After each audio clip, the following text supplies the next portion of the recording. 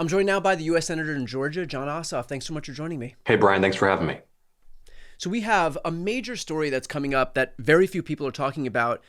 Senate Democrats right now are introducing legislation on Thursday to extend the ACA subsidies as they exist for the next 3 years. So where does that stand as of right now? How are Republicans responding to this thing? There have been some news reports of them trying to just rework the entire system in the next 48 hours. So can you give some insight into where we're at right now? Well, they have no plan. They still have no plan. I mean, over the last how many years they voted dozens of times to repeal the thing in its entirety. Trump had concepts of a plan when he was running for president. Back over the summer, I offered an amendment to their budget bill, the one that slashed Medicaid, to extend the ACA tax credits because we could all see this was coming. And still now, at the 11th hour, when open enrollment has been open for many weeks, and with the deadline approaching, they have no plan. What they should do is join us this week in voting to extend these tax credits. And this is about life or death for many of my constituents and people across the country. I heard from a constituent just a few days ago, a woman in her early 60s. She waits tables for a living. She's fighting breast cancer. She's in the middle of chemotherapy. She has to get chemo every 3 or 4 weeks. And her premiums are about to go up to $500 a month. She can't afford that. She may lose her insurance in the middle of chemotherapy. And there are countless stories like that, countless human beings in that kind of situation across my state and across the country. That's why Republicans need to put the politics aside and just join us in passing this extension. It will literally save lives. It will prevent preventable death and huge suffering for all the people already struggling with the cost of living who just can't afford it if health insurance premiums go up 100, 200, 300%. Can you help me understand this from a political perspective as far as the Republicans are concerned? They know what the ramifications are going to be heading into an election year where people's health insurance premiums can rise, to your exact point, 1, 2, 3, 4, 500% from where they are in 2025. And so, they're not blind to the political realities here. So why are they so hell-bent on trying to undo this system? Is it still because they're relitigating the same argument that they've been litigating for the last 15 years where they're just so insistent on not allowing Barack Obama to have a win, a decade after he's left office? Yeah, I think that they simply want to dismantle not just subsidies that help people afford their premiums, but also protections for pre-existing conditions, protections to let people stay on their family's plan until they're 26 years old. And what I've been trying to get through to my Republican colleagues with is just the human reality of this. Like in Washington, I think it's easy for some elected officials to slip into this mindset where it's all a game. And it's just about polling and it's just about statistics. We're talking about the people we're elected to represent having forced upon them, and it's a policy choice, right? This is only going to happen because Republicans in Congress choose to impose huge increases in health insurance premiums. And, they spent the whole summer gutting Medicaid, cutting taxes for the wealthiest people in the country, defunding hospitals and nursing homes. They were basically united behind that agenda, one of the most unpopular agendas in modern American history. It's already leading to the closure of clinics and hospital services across the country. They were very clear that that was what they wanted to do. And now, when they're faced with a pretty straightforward policy and moral choice, should Americans' health insurance premiums go up massively? They are all tied up in knots. And, look, I'm not giving up. We're going to keep fighting every hour of this week to get this done, to try to bring some Republicans along, to try to persuade them to do the right thing. But it doesn't look right now like they're about to help people in Georgia or people across the country. As far as the folks in Georgia are concerned, you're running for re-election to the U.S. Senate in Georgia, so you've been speaking to people all across the state. How has their perception of a Republican Party that swept into power on these promises that they were going to deliver populist reforms and focus on the cost of housing and rent and groceries and eggs, how have those people reacted to the fact that, in fact, none of those things have been made more affordable, but in fact, those issues have been exacerbated with healthcare stripped away on top of that, food assistance stripped away on top of that, and then almost to kind of poke all those people in the eye, they sit idly by while Trump adorns, his office in more gold and builds a ballroom that none of those people are ever going to be able to step foot inside, and on and on. Exactly. I mean, and it's like the contrast between those two things just makes it even worse.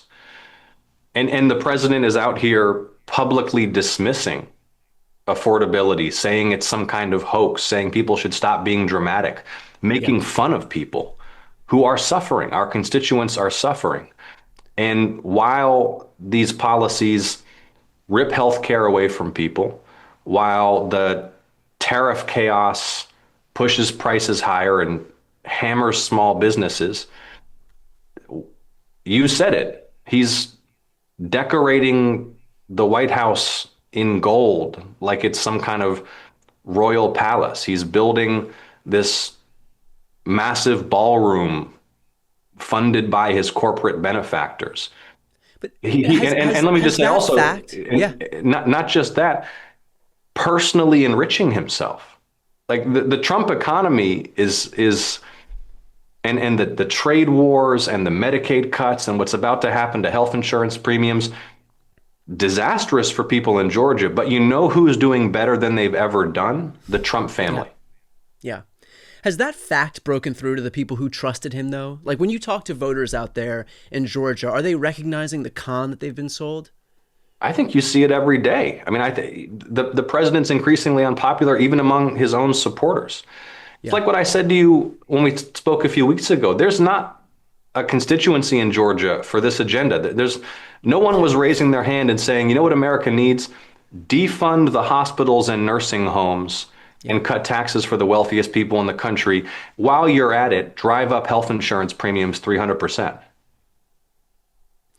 In terms of, your election, how have you looked at the state of Georgia, but in in the context of, first of all, the election that happened a few Tuesdays ago, where these two statewide races not only flipped blue for the first time in 20 some odd years, but they flipped blue by a 20 some odd point margin. And then also we look at places like Tennessee, we look at places like Pennsylvania, where these are supposed to be either deep red states or districts, and instead we're seeing 10, 11, 12, 13, 14, 15 points to the left. How is that making you think about your race? Look, here's how I see it. First of all, the period of despair when folks were like paralyzed by anxiety, that has to be over. And I think that is over. And we see in these recent election results just how galvanized and determined the American people are to push back, to restore checks and balances, to fight for health care, to fight for affordability. But we can't be complacent. I mean, you did see in Georgia these amazing statewide results, Public Service Commission elections with the cost of electricity, the light bill, the Yeah. power bill being huge issues, massive Democratic victories statewide. But the reality of this situation and this crisis that we find ourselves in is that the only way out is victory in the midterms. That is the only solution. That is the only way to restore checks and balances. That is the only way to end the egregious abuse of power and corruption that we're seeing every single day. And this race in Georgia, this Senate race in Georgia, where I will have hundreds of millions of dollars of GOP super PAC money thrown at me, where they will pull out every trick they can, where we should expect dirty tricks, right? This is the state where the president called our chief elections officer and said, find me 11,000 votes. This Senate race in Georgia is pivotal. I'm the only Democratic senator who is defending a Senate seat in a state that the president won. And I am asking folks, if you are ready to take action, if you are ready to fight back, if you see that these midterms are crucial, that we have an obligation to win them, please chip into my reelection campaign. Please go to electjon.com, electjon.com, and do what you can, not for me, but for our republic. And by the way, I'm going to put that link for folks who are watching right here on the screen and also in the post description of this video. Just wanted to ask more broadly. I know that something that has been in the news for a moment now is how Trump has kind of predicated so much of what very much looks to be like illegal strikes in the Caribbean on this idea that he will do anything to protect Americans from the scourge of drugs coming into this country, only to then turn around and pardon the former president of Honduras, who was, of course, convicted of bringing in and facilitating drugs into this country to the tune of far more than folks on these boats were doing. And so, can I have your general reaction to that news?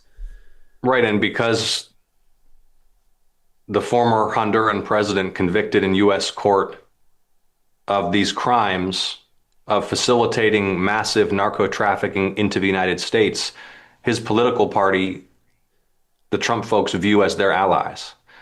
I mean, it's a mind-blowing abuse of the pardon power, not just this case, but we're seeing it in case after case after case. And to say that you're going to do everything you can, as we should, to fight drug trafficking into the United States, and then pardon somebody who was convicted in federal court for participation in a huge scheme to funnel drugs into the United States is astonishing.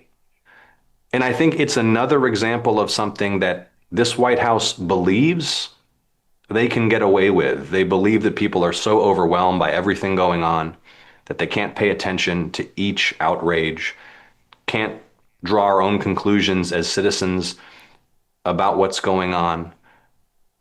But the depth of the corruption and the abuse of power is so unprecedented in modern American history that we are seeing the American people turn against this. And it's not just Democrats.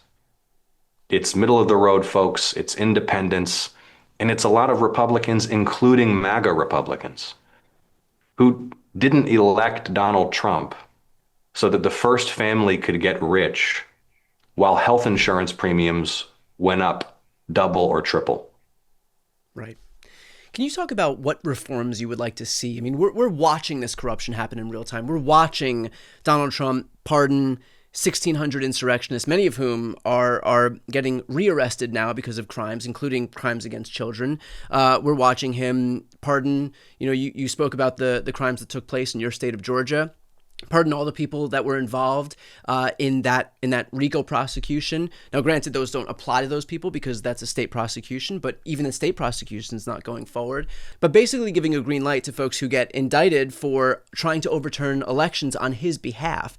And so that's clearly the message that he's sending, and he's doing it over and over. He's doing it to these criminals. He's doing it to people involved in cryptocurrency. So any way he can benefit himself, anybody who's helped his family, anybody who's helped his bottom line, who's helped his political prospects, all of those people are getting pardoned. And so what would you like to see in terms of a reform take place? And then do you think that there's any likelihood that after Trump is out of office, those reforms will actually come to pass?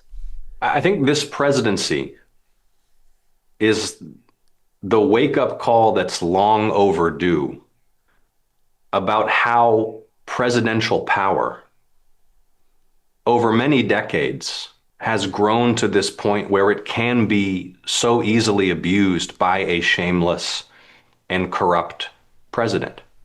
I mean, generations of members of Congress, through negligence and cowardice, have paved the way for this. Slowly but surely over many years, giving away more and more of the power that the Constitution invests in the people's elected representatives in Congress, taking that power and giving it to the executive. And now we have in the Oval Office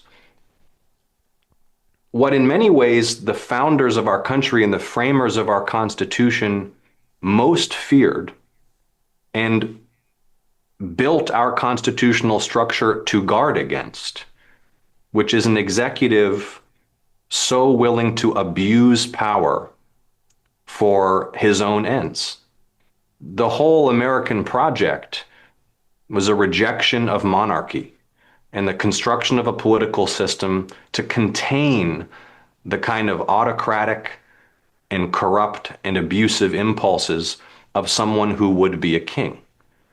Congress over years has lost sight of that and has given the presidency powers that make a president who would abuse all of those powers like a king if he chooses to be. So there is going to have to be deep reform, anti-corruption reform, restoration of checks and balances. Once we put Trump back in the box, restore checks and balances in the short term in these midterm elections. And that is our most essential task now. And again, please help me win this Senate race in Georgia. But once we do those things, if we don't attack the corruption in our political system, and if we don't constrain a presidency, the institution of the presidency that can obviously be so easily abused, we're still going to be in a perilous place as a republic and as a people. Last question here. If you could snap your fingers and get one piece of legislation passed, day one of Democrats having full control of government, what would that be? Let me just say, if I could snap my fingers and pass one piece of legislation right now, it would be this extension of ACA tax credits. Because it's in just a few weeks that my constituent with breast cancer is going to be unable to afford her health insurance. It's in just a few weeks that another constituent I just heard from, single mother, whose prescriptions, if she doesn't have insurance, will cost her $80,000 a year, is going to see her premiums go up 500%. And then when we have the power to do so, there is so much more to do to make healthcare a human right for the American people. I mean, the fact that you can lose your health insurance in the middle of chemotherapy in the richest country in the world is a moral outrage, and it's a policy choice. And it's something that we have to deal with, not just by extending these ACA tax credits, but by making sure that no American goes without the health care that they need. I would remind folks who are watching right now that this race is going to be a principal target for Republicans. So if you have the opportunity to donate, if you know you're going to donate anyway, donating early helps the senator here define himself before Republican media has the opportunity to define him. So I'm going to put the link to that website right here on the screen and also in the post description of this video. Senator Ossoff, thanks so much for taking the time. Best of luck in the campaign trail. Thanks, Brian. And again, for folks who want to help, it's electjohn.com. Thank you for helping me fight this fight in Georgia. Thank you for not giving up on the United States.